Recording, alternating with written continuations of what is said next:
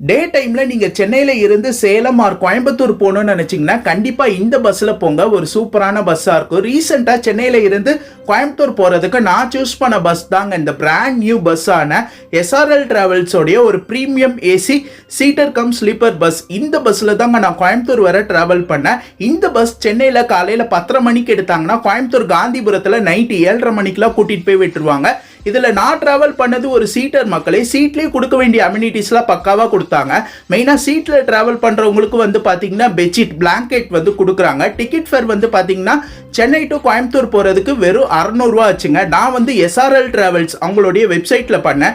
இதுவும் இல்லாம எல்லா பேசஞ்சருக்கும் வந்து பாத்தீங்கன்னா காம்ப்ளிமெண்டரியா தண்ணி பாட்டிலும் வந்து கொடுக்குறாங்க. டிரைவிங் எல்லாம் அவ்வளோ ஒரு சூப்பரா இருந்துச்சு.